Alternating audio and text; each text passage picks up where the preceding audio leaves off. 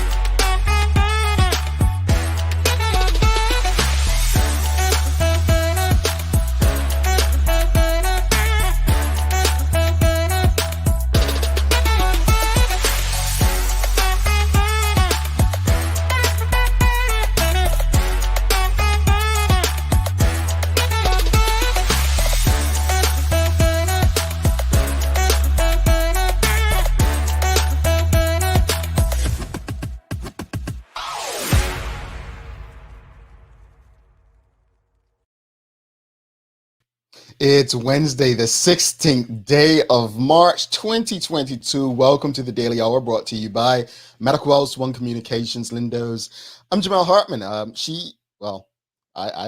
I don't know if you do. She would be Sherry Vanderpool. And, since she's not here yet, right? Sherry, folks, you know what? I'm not going to do it because Leanna's going to tell her. Anyway, Leanna Lambert will be with us in a bit to bring you the latest in her news break, brought to you by People's Pharmacy. No, seriously, because if Leanna don't tell her, you always gonna say, "Oh, Sherry, did you hear what Jamal said?" And I ain't said nothing. But Sherry should be with us in a bit. Good morning, everyone, and thanks for making us part of your daily routine. Another good one today as we welcome the Reverend Nicholas Tweed to the show to discuss the state of Bermuda. Those of you who don't know, Reverend Tweed was part of the People's Campaign. He's a force to be reckoned with, and he is the pastor at the St. Paul AME Church, Bermuda. The daily play is going to be music today. So this is about Bermudian artists. I'll give you that hint. It's music today. It will be about a Bermudian artist. But we have some news overnight that we're going to just bring you. So it looks to be a class action suit that will be filed against the government of Bermuda.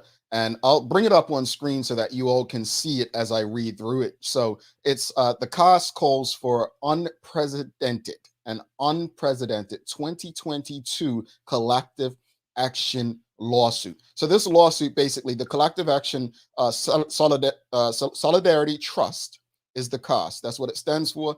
Is in the process of launching both a representative action under Bermuda law and or a class action under United States law against the Bermuda government, its advisors, and those yet to be named for damages incurred by individuals and businesses for alleged public mismanagement of the COVID-19 pandemic in Bermuda. All affected parties are invited to participate.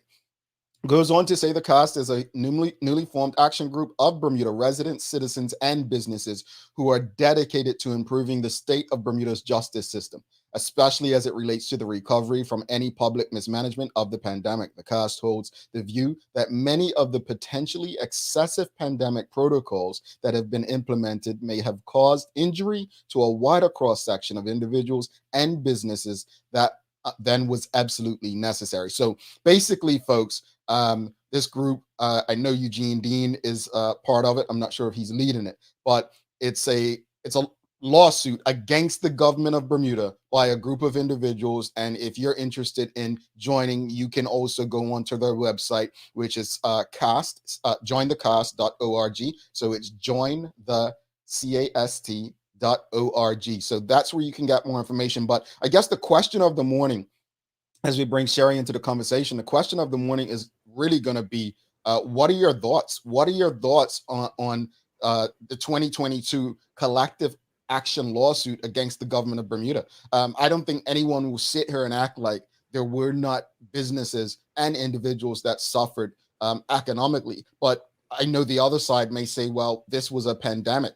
It was, either we protect lives or protect businesses and people. Now, they have their evidence that they can present through their legal team, I'm guessing, to show that what the CDC and the WHO were presenting doesn't justify the actions the government took. This is going to be interesting either way, but the question of the morning is very simple. What are your thoughts on the 2022 collective action lawsuit against the government of Bermuda by cast. This is going to be interesting. Sister Sherry, Sister Sherry, Sister Sherry, what are Good your thoughts? morning. How are you? I'm here. And I didn't say nothing about you while you were not here. It was recorded, so I'll definitely go back and look. Oh, you see, she just threw me off. Oh, she don't believe me. Leanna could vouch for me. I said nothing about you while you were not here. Nothing outside of you not being here. And I did say I'm not going to say anything because the audience and Leanna, between the two of them, they'll tell you, run back and tell you I said something and I didn't, even though it may look like the words are coming out of my mouth. But we have a collective action lawsuit against the government. This information has come across us over the last probably 8 hours, and it's Hmm. something that I don't know, man. This is another big, I want to say almost political, um, legal battle that this government now has to face. But what does this mean? What are your thoughts? Do they have a case? Well, I think it's hard to say whether they have a case or not. I think you can make a case out of anything, right? In addition to the fact that it was a pandemic. Did we know what we were doing in the beginning? No. Mhm. I would give them maybe the first year of trying to figure it out. Maybe during the second year, we had more information. We kind of knew what we were given. But again, Jamal, it goes back to what it is that you believe in. If you Mhm. believe in a vaccination, then there's no lawsuit. If you don't believe in it, then it may be. You may believe that the government spent the money where it was supposed to. Mhm. Then, so it just again is whatever feeds your passion and your Yeah, soul and your beliefs yeah. on what you want to fight for. Yeah, indeed, indeed. And for those who are just joining, because I know a lot of people are just coming in, what we're discussing, and I'll just bring it back up on screen so people can have an idea. So, the CAS calls for an unprecedented 2022 collective action lawsuit. So, this press release was produced on March 13th, and the Collective Action Solidarity Trust, that's the CAS, is in the process of launching both a representative action under Bermuda law and or a class action under United States law against the Bermuda government, its advisors, and those yet to be named for damages incurred by individuals and businesses for alleged public mismanagement of the COVID-19 pandemic in Bermuda. All affected parties are invited to participate. The CAST is a newly formed action group of Bermuda residents, citizens, and businesses who are dedicated to improving the state of Bermuda's justice system, especially as it relates to the recovery from any public mismanagement of the pandemic. The CAS holds the view that many of the potentially excessive pandemic protocols that have been implemented may have caused injury to a wider cross section of individuals and businesses than was absolutely necessary. Those aggrieved parties have a right to be heard as a matter of natural justice and public safety. It goes on to say it is our intention to seek damages in this regard and ensure the government ends any and all unnecessary emergency measures immediately. The CAS is committed to holding those parties responsible that may have caused harm to individuals and businesses as a result of the potentially unjustified decisions that made, they have may have made on behalf of Bermuda. As a result, we invite all interested parties and individuals of Bermuda to carefully document the range of physical, financial, legal, emotional, and mental damages they have suffered or may still be suffering from the alleged mishandling of the pandemic. Then send the information to the CAS to be included in the is that adjudication process. Adjudication. Yeah, whatever. You know what I mean. Um, all information collected will be held in strict confidence. We feel compelled to publicly address the obvious and sustained negative economic fallout that the populace has been suffering under the Emergency Powers Act 1963 and the Public Health Act 1949, largely because of the plausible evidence that gross incompetence and abuse of power has been exhibited throughout the COVID-19 pandemic. This increasingly conflicted science endorsed by the Bermuda government and magnified through the vaccination phase has raised significant questions regarding the perilous state of the island's personal liability, public health, economic stability, and emergency preparedness. These dire circumstances appear to have worsened exponentially under the pressure of quarantining, social distancing, masking, unreliable PCR testing, lockdowns, coercion to vaccinate, restricted access to optional treatments, the dismissal of natural immunity, and arbitrary curfew mandates that have been forced upon the people of Bermuda under the guise of the Constitution. These actions taken by the government under the direction and sanction of international bodies, including the World Health Organization and the Center for Disease Control, have appeared to be ineffective and unreasonable, causing unwarranted damage to a substantive constituency in private life. Under careful investigation, the obvious devastation to personal lives and businesses has qualified the legitimacy of bringing forward legal action and is now deemed to be in the interest of all those who have suffered and those who are still suffering physical, financial, legal, emotional, and mental damages. Such unprecedented lawsuits are already being implemented in the United States, Europe, and Asia, making it increasingly feasible for Bermuda to serve a potential leadership role for future claims on behalf of small island states, especially due to its acknowledged global position in the risk management industry. We also invite the public to join us in a pursuit of further ideas that will help us formalize the 2022 collective action lawsuit. The 2022 collective action lawsuit will serve as a common law precedent for other jurisdictions to follow. To participate in this adjudication process, please visit the CAST website, jointhecast.org, to document your experience and submit your claim by Thursday, April 14, 2022. Should you have any questions or require assistance with the submission process, please email the cast at info@jointhecast.org. Folks, that was a lot to read. I was like, that was a That mouthful. was a lot. But the question remains, what are your thoughts on the collective action lawsuit against the government of Bermuda? What are your thoughts on it? And folks, I'm used to reading from a teleprompter, but that was a newscast. Leanna better be giving me an applause back there for that. My goodness. Go ahead, Shay. Well, I was going to say, I definitely believe that we should have an audit of what has happened over the last 2 years and where money went and where it didn't go, and definitely go from there. And I think that should only be natural that we would do that, considering the situation that we were in. Again, I don't think, of course, that we did have a plan moving forward. Nobody knew what they were doing in that first year. But did we have more information after the first year? Probably. Were vaccinations pushed in ways that probably shouldn't have? Maybe. But if you, again, believe in vaccinations, for you, roll up your sleeve and go sit down.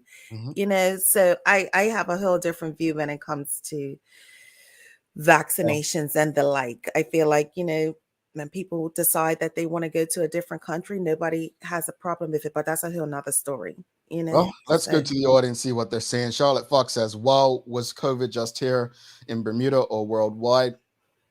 What you want to save lives or your business? I'm just saying. Well, Charlotte, that's why I felt it important to read the whole thing, because as I read on, they did mention other places. So in the beginning, when I read just the beginning of it, it seemed like it was just Bermuda focused, but there are other lawsuits taking place similar as mentioned in that letter to other places. James Birch, Sherry. It'll be interesting to see what the courts say about how well the regulations were implemented or to what levels. I think they mostly did well, not enough in some areas and a bit much in others. I agree with James on that. Yeah, Shikarena says very broad language in the press release. Sounds like it's a request to build the cost itself. Well, yeah, I agree. I think it's an invite for people who have evidence to make the case stronger. And sometimes we do that. Like with Bermudians Against the Draft, we knew that there was some abuse taking place. So we welcomed others who have also faced abuse to join us in our writ. Many didn't take up that offer though. Sam Cat Place says, mind blown. Many suffered, some died. I just can't with those who want to do nothing but keep the island back versus moving forward. I did not agree with some things, but really, is this necessary? Sam, I honestly feel that. And I do feel that, because while I'm reading that, I think when we do these things, and again, in hindsight, with Bermudians Against the Draft, we could have said there are some who came through and the being conscripted actually helped them, right? We could have done that. And I think it would go a long way in a press release like this to say, while we recognize that there were families and people and businesses that also suffered from the death or the physical aspect of COVID. Like, I think some sort of acknowledgement could have been appreciate, it would have been appreciated by some. So I take that point. Um, Chica Reina's asking a question: is this really where energy should be? I, Well, Chica, for them it is. And who's to say that, for this group, they don't have a right to present and whatever evidence that they have and that they want to give. They could do what they want. Anybody could do what they want. But does it align with what you believe in and what you want to be a part of? Maybe not. But do they have that right to do it? Sure, go ahead. yeah. And that's the thing and the beauty about life itself. If the whole pandemic situation didn't sit well with you, well, here's this collective that you could be a part of. For me, nobody knew what the heck was going on March of 2020. Nobody. And I feel like in that first year, everyone was trying to decide either sink, swim. Here's the information. This people said this person said that, and trying to decipher. Again, when we went into the second year, we knew a little bit more. And so decisions probably should have been made differently, depending on what it is. But if you don't, you have to align yourself with something. Well, I mean, Dr. King did speak about those folks who take neutral positions. Yeah, you know what he says about them. But no, I take everything Sherry said, and I agree with it, Sheikah. I think it may not be the energy that you believe we should be taking or collectively should be taken, but for me, it's no different from the marriage fight, right? Yeah. It's not everyone's fight, but to me, if you feel hard done by as a community and you feel like this is what's economically hurt you more than anything else, then I say go for it. I wish you the best. Yeah. I'm going to be honest with you. When cases of civil cases go before the court, I'm always rooting for the underdog. Seriously, I am. And so one thing I'm not going to I try not to do, especially lessons I've learned from this show, is not to be dismissive of other people's fights, because I know how it feels when people are dismissive of mine. So, no right answer, but I think I'm aligned with Sherry there. Charlotte Fox says, what those businesses want: money. Well, the government doesn't have any. Good luck with that. I'm just saying there's reserves somewhere, but that is another concern. It's like, okay, well, the government's already broke. Well, there have been questions, folks. There have been questions about that money, because remember, people have been paying into a private company when filling out those applications. I'm just saying. I mean, you're talking about the travel authorization form. Yeah, I'm talking about that. Oh, I just want to be specific. I'm talking about that. I can go there with you. Let's go on. I was looking at doing my taxes last weekend, folks, and I'm like, gee, I spent some money. I actually asked the tax lady if I could put that down on my taxes. Seriously, As a the write-off. amount of money I paid to do those tests in Bermuda and so on. Talking about, oh, it's free if you go here. Bruh, I'm not standing in no hotline at Perot. I got, I'm got a sick mother that you know what I'm saying? I've got things to do. So I spent a lot of money. I want to write it off as a tax thing, man.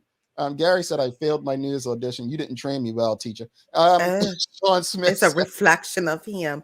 Wow. He says, what is the ultimate outcome they are looking for? The government cabinet to charge and lock up? I mean, if you're a business, I would guess. I'm not going to speak for them. And I think someone else is asking what the end goal is. Is it successful as well? Who pays? The government. The government. That's the only thing. I mean, when it comes to suits, I mean that's what I can think of. Mark Arthur C. Phillips says, I agree with Sherry. We don't need an audit. We do need an audit. Sorry, or some kind of review to see what we could learn from this situation. Traveling Trotty also says, with the lawsuit, they want money from government who does not have any money. Always interesting when people say government doesn't have any money. Is that true? Well, I don't know if it's true or not, but I would like to throw this out there. Has anybody in this I'm hilarious. Has anybody in this collective, did anybody receive government assistance during this 2-year period?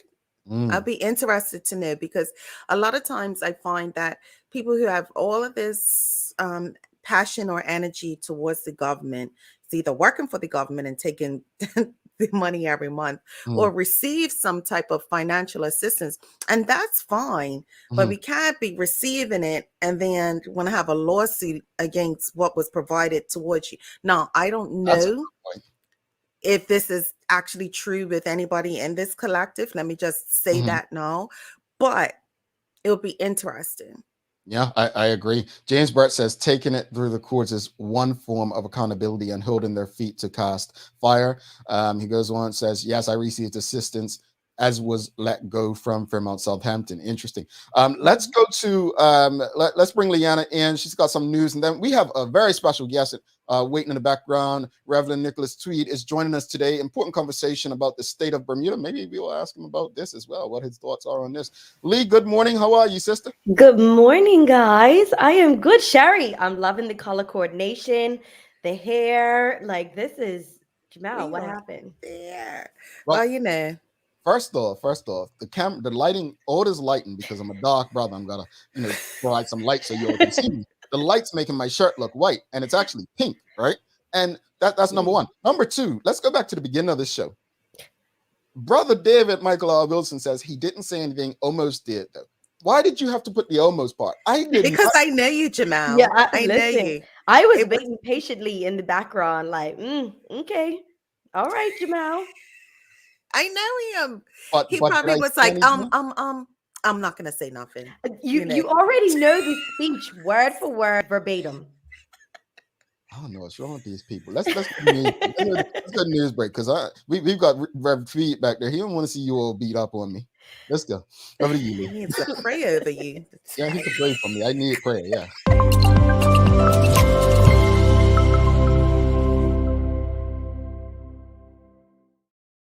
Thanks, Jamal and Sherry, and happy hump day to all of those of you who are tuned in with us today. I hope you all are having a great start to your day. I'm Leanna Lambert, and it's time for the Daily Hour News Break, brought to you by People's Pharmacy. Well, in today's top stories, it has become a he said, she said battle as Dr. Karika Weldon, the former director of the Medical Diagnostic and Research Laboratory, better known as MDL Lab, yesterday denied government's claims that up to 60 people had worked in the lab during her tenure. Now, the scientist who spearheaded the island's battle against COVID 19 spoke out against the government's claim, saying that the lab would have never been struggling for staff if they had that many people. Now, Dr. Weldon was speaking after a government spokesperson confirmed that staff numbers could drop to as few as 10 on Friday when redundancies are scheduled to take effect. Last night, the spokesperson said that the figure for the number of staff had come from MDL directly and included students who were a part of the team briefly to assist during the height of the outbreaks. But Dr. Weldon insists about 38 staff were employed in the lab and its test teams at the peak of the pandemic. Now, the Cabinet Office said on Monday that MDL staff in December had been incorrectly given an extension on their contracts until the end of June, when it should have been granted until March 31st to coincide with the end of the financial year. The spokesperson said that the 6-month extension to the end of June had been made without authority. In other news, a man yesterday denied a brutal knife murder outside a gas station. 23-year-old Devin Dill pleaded not guilty in the Supreme Court yesterday to killing 22-year-old Joshua Rose on June 14th, 2020. Now, the incident is alleged to have happened outside the Rubis gas station on South Shore Road in Warwick. Mr. Dill, who is said to have been a rising cricket star at PHC, also denied possession of a knife. Puny Judge Charles Addis Simmons released Mr. Dill on bail until a date to be arranged. Meanwhile, Governor Rayna Legley has announced the appointment of the next deputy governor of Bermuda, Mr. Tom Oppenheim. He will replace Alison Crockett, who is scheduled to step down at the end of April. Now, the island's new deputy governor, who is at present a diplomat post to the British Embassy in Moscow.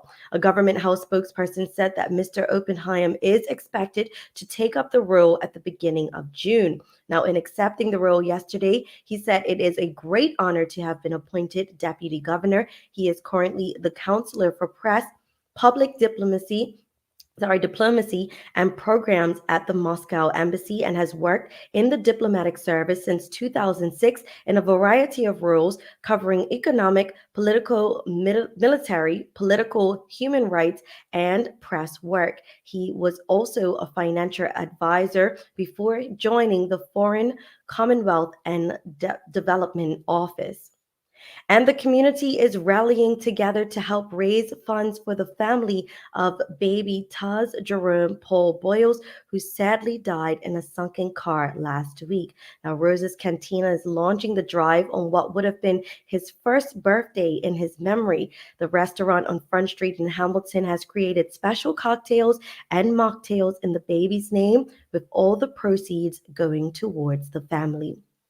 Taking a look at today's weather, we have a high near 71 and a low near 64 degrees. There will be plenty of sunshine today, although hazy at times. Sunshine will be here to greet us throughout the day. Now, high pressure holds most of the weather at bay over the next few days. Just a weak warm front brings a chance of some patchy light rain tonight into tomorrow, while an associated cold front brings the risk of showers later on Friday. That's all for our daily hour news break, brought to you by People's Pharmacy. Now let's head back to Jamal and Sherry in the studio for today's Daily Focus. All right, real quick, two quick things. That number one, who the hell is a deputy governor in Bermuda? Like, who even knows that position exists? That's number one. Number two, folks, if Joe Biden, the president of the United States, signs the law that was passed in the Senate yesterday about daylight saving, right, coming like being normal time as of November 2023, your prayers will be answered if you're in the U.S. But you know what happens. U.S. has a cold or sneezes, Bermuda catches a cold, Bermuda will just follow suit. So we're expecting that. What's the day of the year, Cherry? So today is No Selfie Day. Can we do it? It is to not put out any selfies about yourself or any groupies or anything like that. I didn't know doing it with a group had a name, but it's groupies. And so it's No Selfie Day. It might be torture for some, but it's trying to definitely hone in and turn down that social media energy. So I got to remember to not, do all of that today. Jamal, leave the angles alone today. No, I know, because Jamal, or by the pool or something. Serious question. I think people who take selfies have disorders. I'm being real. Like I think. So I have a disorder, Jamal. Could you take a selfie? Yeah, I don't know. I'm seriously like I'm obviously there's been reports about that. I've read that somewhere, but I'm saying I did not think people still took selfies. I honestly thought selfies were a thing of the past. Like, what do you do? Just like, oh, I look like I don't get it. I mean, Jamal, it is 2022. How could you think that selfies no longer exist? Because Instagram doesn't really exist to me, and that's where people would post most. Understood. Anyway, I'm sorry, folks, for killing your selfie dreams. But anyway, Lee, we'll see you tomorrow. See you guys tomorrow. Bye. I'm just glad that word her. She don't need no selfie. She's good. She's on here every morning. You all see her. Let's go to a quick break, and we'll be back with Reverend Tweed. Looking forward to it.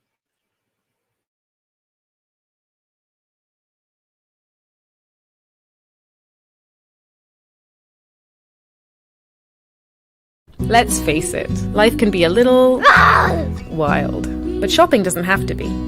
I choose People's, so that whether it's a prescription that needs to be filled, a toy for my little terror, or a gift for a new addition to the family, we'll see about that. Everything's available in one convenient location. Some call it People's, I call it my one-stop shop in the city. People's, we're here for you.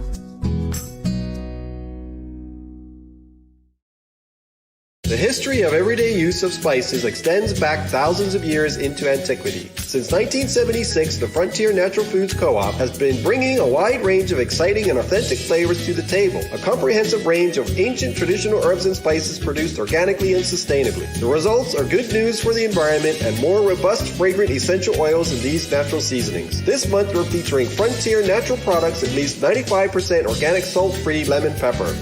Lindo's. Why go anyplace else?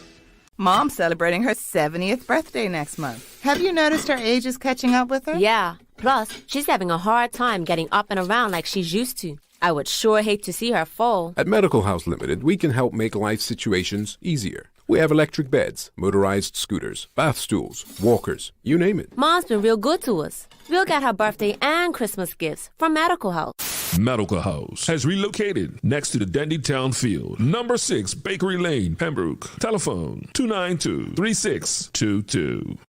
All right, welcome back to the big show. She's Sherry Vanderpool.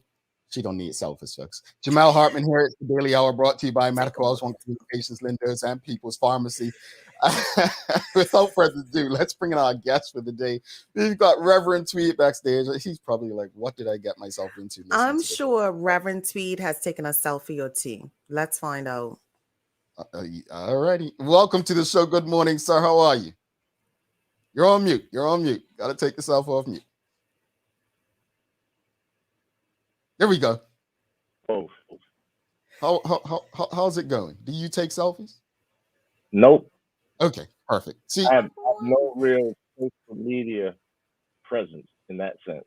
Trust me, it's a great thing. You're not. You don't missing need out on social media just to, No. Let Reverend Tweed be left. Well, Reverend Tweed, let's start it off this way. This wasn't in the plans, but there's a lawsuit against the government, as you probably saw, that I was reading and touching on earlier. And that lawsuit is basically trying to gather evidence to take the government to court regarding their handling of the pandemic. How do you think the government handled the pandemic, and what are your thoughts on what has been shared regarding that? I think that the government has a mixed record, like most governments, given the fact that nobody has faced the kind of pandemic that brought the many challenges that the pandemic brought. And there's no blueprint in terms of how to handle a pandemic. And so the government did some things well, made some missteps, but attempted to correct them. But I don't think that there was ever a time when the government did not intend to try to do the best that it thought or felt that it could.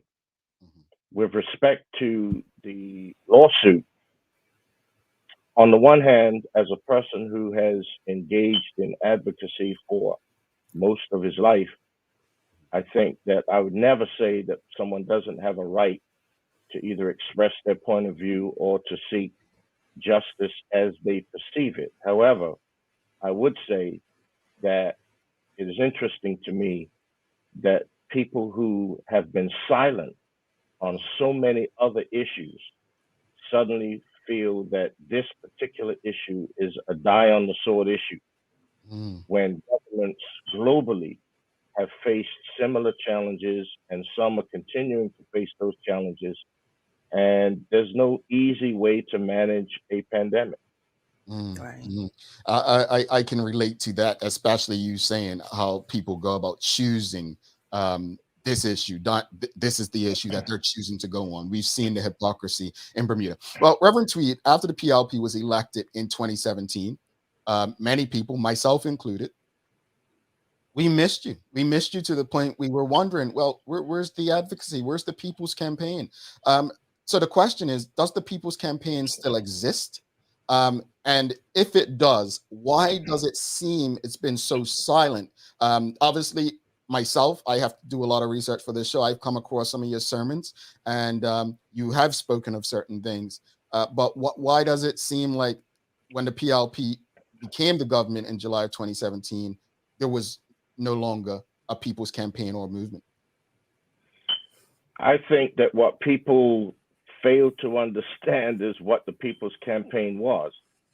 So the People's Campaign was an organic movement.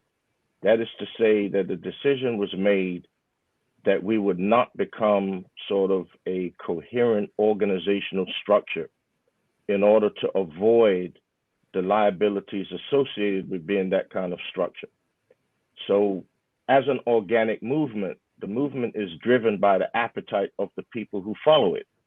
And I would say that leading up to following the Pathways to Status protest, and then especially when we were protesting, or the culmination of the protest against the airport, that many people in Bermuda we felt lacked the appetite. You can't engage in perpetual struggle. So that factor is on one side of the equation. The other side of the equation is that if you look at the PLP's platform, and if you go back and look at the People's Campaign's People's Manifesto, 80 or more % of what we advocated for was adopted in the PLP's platform, which meant that advocacy now shifts from being in the street, where the OBA government refused to talk or engage. So now advocacy takes the form of engaging in developing policy and holding the government accountable for implementing the policies that they have claimed to embrace in their platform. That doesn't take place in the street, especially with a government that is not refusing to engage or talk. Now, having said that, does that mean that the government has done everything the way I want it, or the way that I would have hoped that it would have been done? Or do I agree with the way that they've implemented many of the policies? Not necessarily, but it just means that the nature of advocacy changes, because the purpose of advocacy is always driven by the outcome that you seek. The problem in Bermuda is that most people seem to be monochromatic, and they think that advocacy is only standing outside, sort of challenging the government or opposing the government. But there are many ways that one can oppose something, but the point of opposition is to gain entry so you can influence policy outcomes. Okay. Interesting.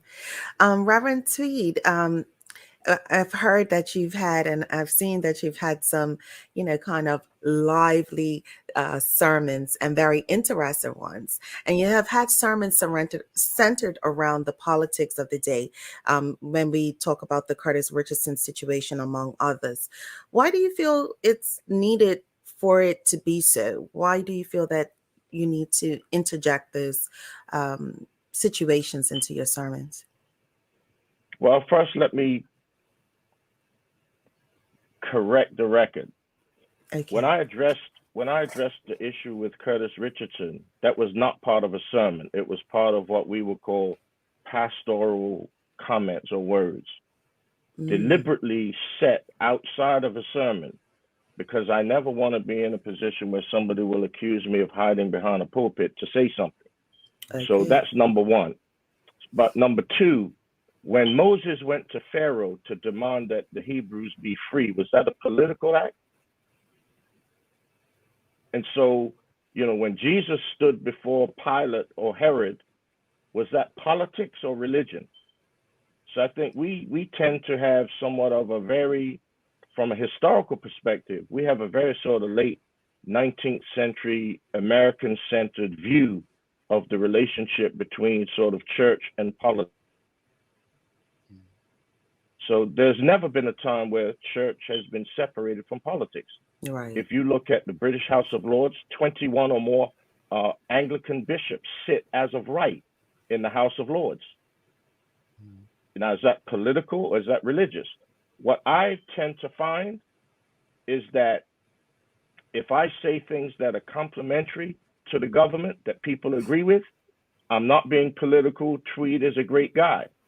But when I hold governments accountable for their conduct or their policies, then all of a sudden, why is he interfering in politics? Well, again, the fact of the matter is, when Reverend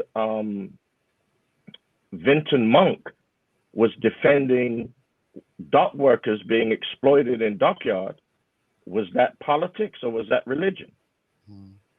When the AME Church was involved in Richard Hilton Tubbat created the first Black Parish High School, was that religion or was that politics or was that social activism? When the AME Church was involved in giving birth to the Berkeley Collegiate Society, out of which came Berkeley School, is that church or is that politics? The AME Church giving birth to sort of the labor movement, and indeed the PLP as a political formation. So, the majority of the founding members of the PLP were members of St. Paul Church. Was that religion or was that politics? I just believe in addressing the issues that affect my people. Mm. And understood. And I think it has been a gray area. And it is what I've indicated before. It's what you align yourself with and what you perceive things to be. Perception is reality. I do appreciate you clearing up, especially when it comes to Curtis Richardson. Go ahead, Jamal, because Go to your next question. I can wait. okay. We're against time. All right. The ruling from the Privy Council on Monday sided with the government of Bermuda's bid to block marriage for the people of the same gender. What's your position on this issue? To be honest with you, I think that for a large part, the issue has been politically weaponized. And I think the issue is perhaps a little more complex than people want to render it. So I do not take the position, for example, that in the Bible, there's only one form of marriage, which is the secular form of marriage that has become a normative frame of reference. If one looks at the Bible, in the Hebrew Bible alone, there are over 20 different forms of marriage. So marriage is not a fixed entity. It is something that is somewhat organic, that evolves along with the culture of the people who practice those traditions. So that's one issue. The issue with respect to civil society. So my position, for example, would be from a scriptural perspective, whether without making a moral judgment, the Bible does not condone relationships between persons of the same gender, notwithstanding the multiplicity of forms of marriage in the biblical text. However, having said that, this is not a biblical issue. This is a civil issue. Therefore, if you're asking me if I believe civil society should be dictated to by the norms of biblical scripture, the answer to that is no. We don't live in a theocracy. We live in a secular society. Therefore, I think that governments have a responsibility to try to represent the interests of the people they serve in the majority, but at the same time, to balance that against protecting the interests of the marginal and the weak and the minority. And these are difficult issues. Yet, on the other hand, if I were to raise a cultural question, it is intriguing to me that people who spend so much time, for example, fighting to be recognized because of their differences, would even want to embrace a normative structure that has been normalized by a particular model in a particular culture.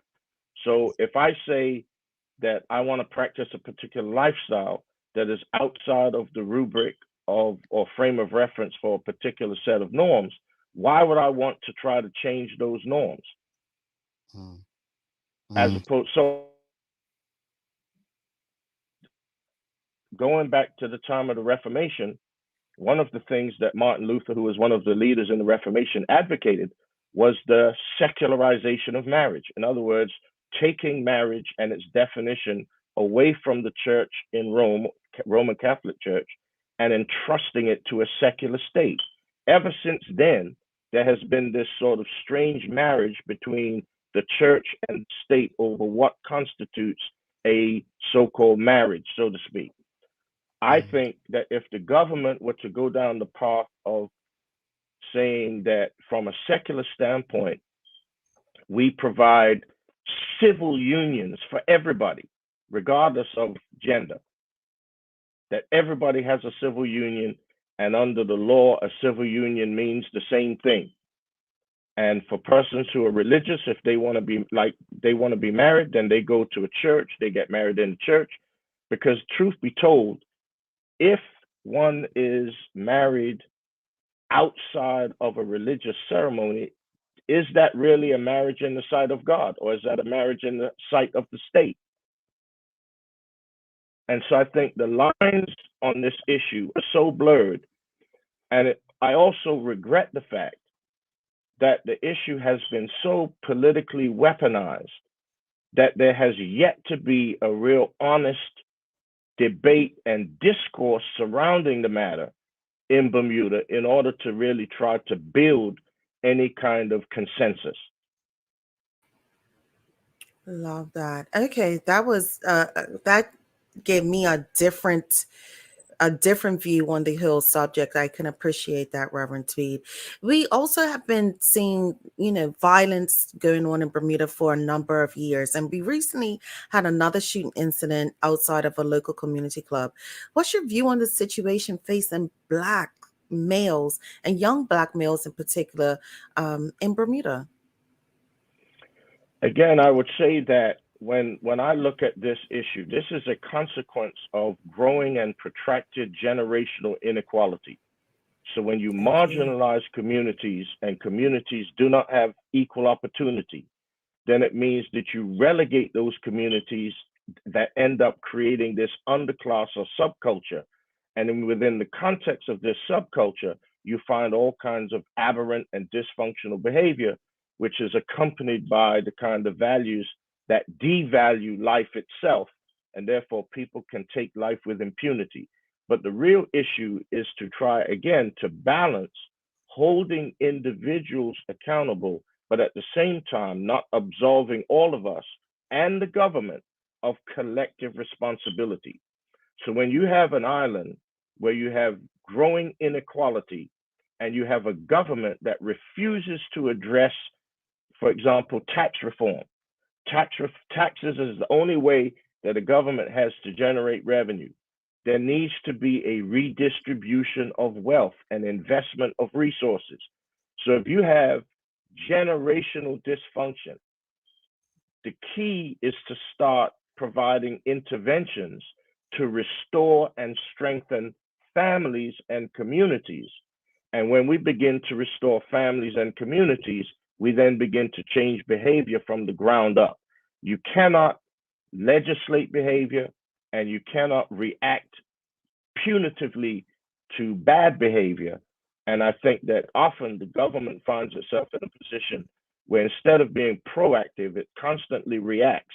And to be quite frank, I, for one, get tired of hearing the same empty speeches extolling how sorry we are and how we're praying for the family when the policies that are undertaken do absolutely nothing to transform the conditions that give rise to those problems. I've been listening to you. I don't have a poker face, and I echo what Jawan Haywood's saying. Is wow, that was so well said. I've never had a conversation with you, Reverend Tweed.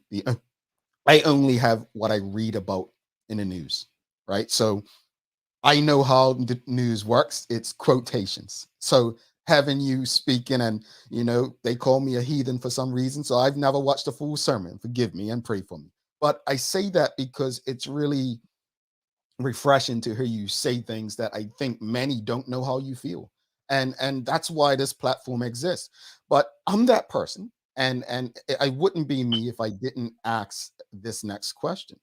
We've spoken about the leadership. We've spoken about, I agree wholeheartedly that it's a lot of reactive rather than proactiveness. But what is the relationship like between you and Premier David Burt, the leader of the country? Because if I'm not mistaken, and I know David personally and his wife and family, they have attended your church.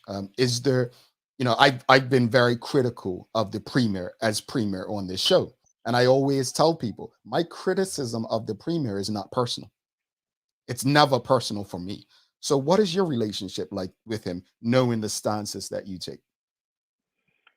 My relationship with David and his family is very close. It is respectful. I love and care for them, and I try to support them personally as much as I can, both as their pastor and hopefully, I believe, as a friend. But just as his role as premier has nothing to do with his personal relationship with me, my role as a pastor or a representative of a community has nothing to do with him personally. That has to do with my own moral compass, my own integrity, and how I define the things that I've been committed to throughout my lifetime. And do you believe right now, I mean, look, we just spoke about a potential lawsuit coming up against the government.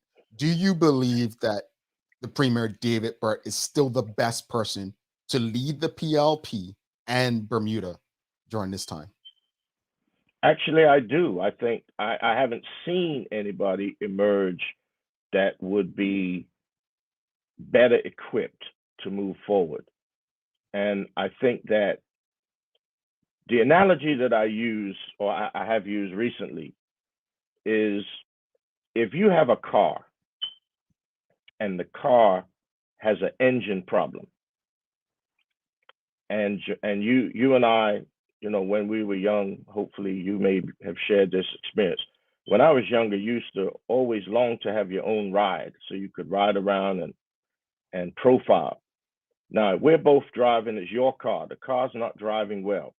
So you say, well, you know, Tweed, you can drive. So you drive the car. You may be able to drive it better. So I drive the car and I said, Jamel, what's up with your car, man? And we then conclude, say, look, let's go get Sherry. She can drive. Let her drive the car. And what we keep doing is we keep changing the driver and blaming the driver when the problem is with the car. The current political structure and framework is such that it cannot deliver in a way that will meet the hopes and aspirations of the people that it is supposed to serve, because it's not designed to do so. Folks, if you have any questions or comments for Reverend Tweed, please share. I'll try to ask. We are out of time, but you know, I've asked about the Premier just now if he's the best person to lead the party in Bermuda. A lot of people seem concerned. They see, you know, so many feel like, as at least if you look at younger people, that they're not voting and they have no interest in politics and so on. Do you believe that Bermuda or the PLP is at risk in the next election of taking heavy losses? I don't really believe that. I mean, again, when you get to a certain age and you've lived in a number of different countries and places, this question of complacence and apathy among young people is older than I am. And it's a question that is perpetually raised in political systems.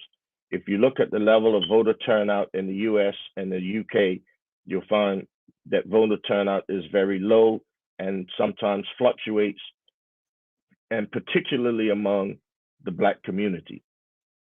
So for me, that's sort of one element of this. The other element is one of leadership, that I think that people believe in leadership, and people have to have leadership in which they can have hope and trust. And it becomes a dangerous thing when any government or any MP or anybody who offers themselves in any kind of public service loses the trust and confidence of the people that they serve. Because once you have lost it, you can never get it back. Sometimes I joke with people, I kind of have a sense of humor sometimes, and say that, you know, trust is like virginity. Once you've lost it, you can't get it back. And last question before you head out. There are a lot of Bermudians struggling. People are hurting right now. What would you say to those people who feel like they have no hope? There's no path to take that's going to lead to what they believe they deserve? What I would say is there's always hope. And I think that the solution to despair is engagement, whether that be engaging through the formation of independent advocacy groups, or whether it be engagement in terms of holding politicians accountable for who they say they are and who they say they serve. And I think that politicians often rely and depend and count on the apathy, complacence, and non-engagement of people, so that they come to take the people that they serve for granted. So instead of being servants of the people, they act like rulers of the people. And I think that it's easy for people who are earning six-figure salaries. Some of them are earning 2 or 3 six-figure salaries.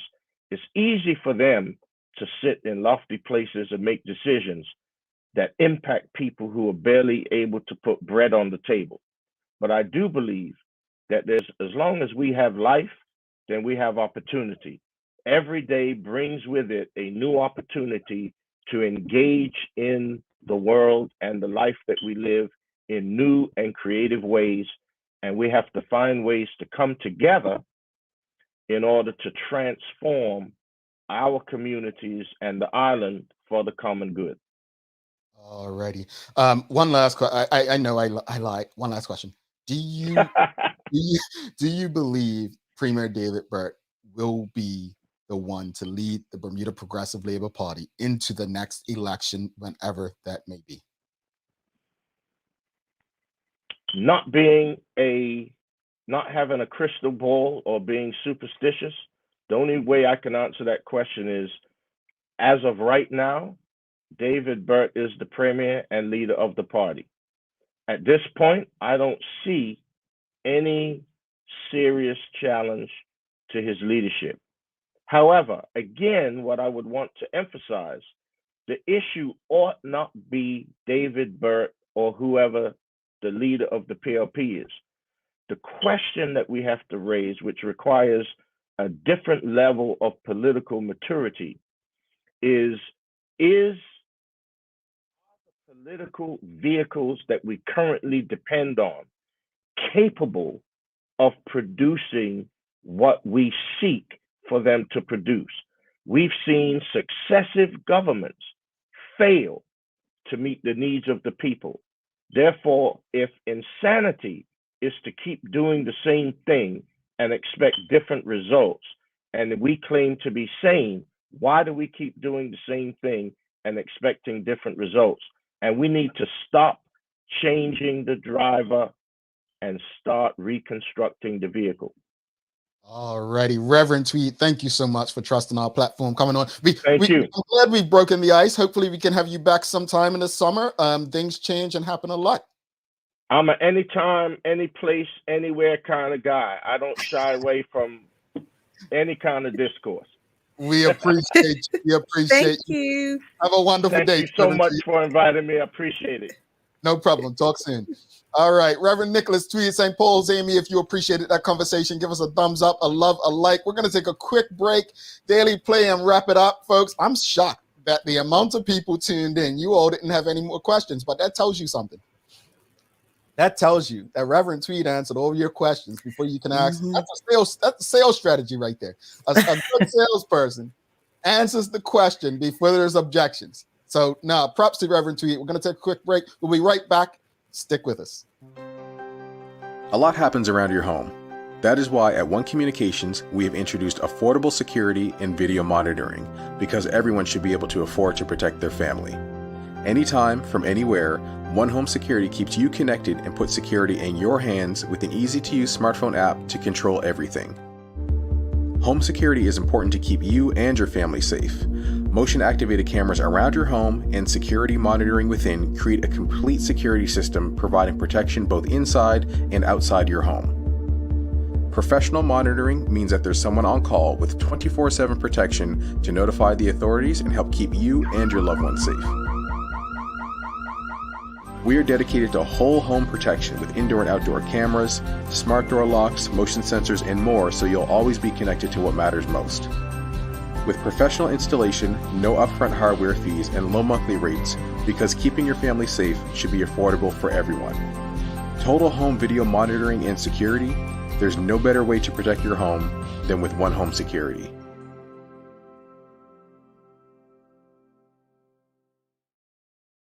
All right. Thanks again to One Communications, Medical House Lindo's, People's Pharmacy for ensuring we're able to do this with you. I feel blessed. We got taken on a ride today, but I think, Sherry, I'll give my thoughts first. Okay.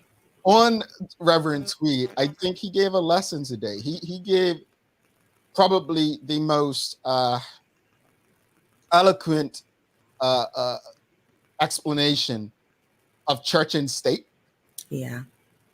He also really broke down marriage, and pretty much he didn't say it, but I'm saying marriage doesn't belong to any, like the way it, once it became secular, it doesn't belong to whoever. But I appreciated the conversation, and like I said, he answered a lot of questions. I still have many more, but I didn't know he felt the way he did about certain things, and I appreciate that. As far as the